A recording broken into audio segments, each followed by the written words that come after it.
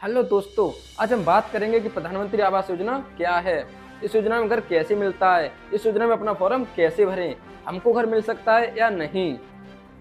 तो दोस्तों, पहली बात तो ये है कि इस योजना में अब तक लगभग 3.5 करोड़ से भी ज्यादा घर भारत सरकार द्वारा दिए जा चुके हैं। तो सीधी सी बात है, जब 3.5 करोड़ परिवारों को घर मिल सकता है तो आपको क्यों नहीं।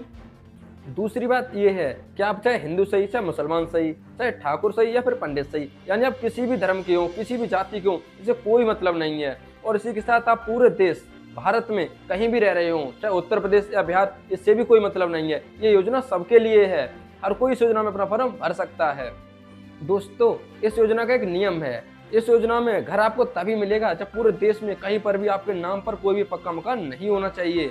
लेकिन आपने गौर किया होगा कि कुछ लोगों के पास पहले से पक्का मकान होता है, लेकिन फिर भी उनको प्रधानमंत्री आवास योजना में पक्का घर मिल जाता है। ये कैसे होता है? तो दोस्तों, इसकी एक जुगाड़ होती है, एक ट्रिक होती है। वो क्या जुगाड़ होती है वो मैं आपको वीडियो के लास्ट में बता दूंगा। आप बस वीडियो को पूरा देखिए, चिंता मत करिए, मैं आपको मकान दिलवा के ही रहूंगा। और हाँ, ऐसे लोगों को इस योजना के बारे में मत बता देना जिनके पास पहले से 5 बंगले हैं, वरना वो भी लाइन में लग जाएंगे।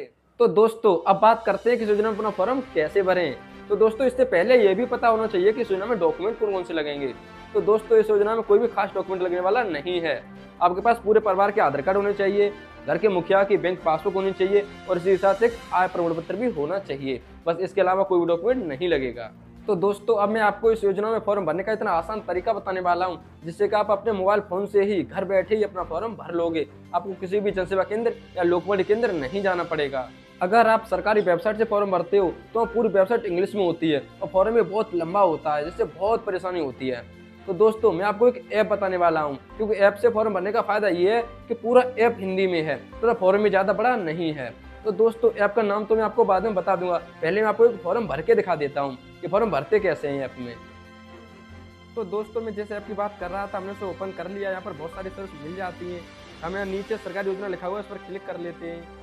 जैसे ही क्लिक करते हैं, यहाँ पर बहुत सारी योजनाएं आ जाती हैं। तो सबसे ऊपर प्रधानमंत्री आवास योजना हमको मिल जाती है, इस पर क्लिक कर लेते हैं। जैसे ही क्लिक करते हैं, कुछ जानकारी पढ़ने के लिए आती है, आप चाहें तो इसे पढ़ सकते हैं। यहाँ पर नाम का ऑप्शन मिल जाता है, हम सीधा नाम डाल लेते हैं अपना। उसके बाद नीचे राज्य का ऑप्शन दिया गया है, यहाँ पर अपना राज्य सेलेक्ट कर लीजिए।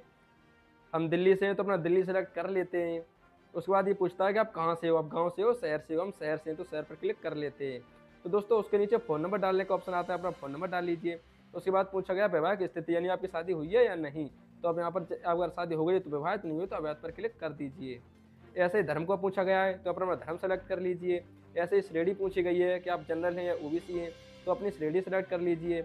ऐसे ही पूछा गया है कि आपने शैक्षणिक योग्यता, यानी आपकी पढ़ाई कितनी है, तो आप यहाँ पर अपने अनुसार लगा सकते हैं। मैं यहाँ पर इंटरमीडिएट लगा देता हूँ। तो दोस्तों, यहाँ पर नीचे पूछा गया कि अभी आप काम क्या करते हैं। तो अगर आप बेरोजगार हैं तो बेरोजगार, खुद का व्यवसाय है तो खुद का व्यवसाय, प्राइवेट नौकरी तो प्राइवेट नौकरी, लेबर कार है तो लेबर कार पर क्लिक कर दीजिए। तो ये हमारा खुद का व्यवसाय है तो हम खुद का व्यवसाय पर क्लिक कर देते हैं। तो दोस्तों, ऐसे ही नीचे एक ऑप्शन और आता है। इसके बाद यहाँ आधार कार्ड अपलोड करने का ऑप्शन दिया है। यहाँ पर आधार कार्ड के पीछे वाले भाग की फोटो अपलोड करने का ऑप्शन दिया है। यहाँ पर आपको परिवार के सभी सदस्यों के आधार कार्ड को अपलोड करना है। इसके नीचे आपको बैंक खाते की पासबुक अपलोड करनी है और नीचे इसके नीचे अपने आय प्रमाण पत्र की फोटो अपलोड करनी है। तो मैं आपको जल्दी जल्दी सभी अपलोड करके और सबमिट करके दिखाता हूँ कैसे फाइनल सबमिट होता है।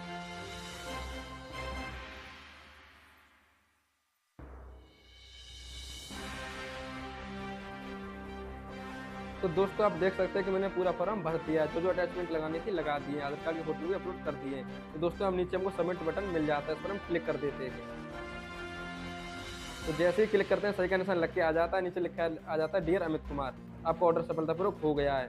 ऑर्डर संख्या भी मिल जाती है, यानी हमारा फॉर्म कंप्लीटली भर गया है। आप यहाँ देख सकते हैं, स्लिप निकल के आ जाती है। तो दोस्तों, आपने देखा कि ऐप के जरिए फॉर्म भरना कितना आसान है।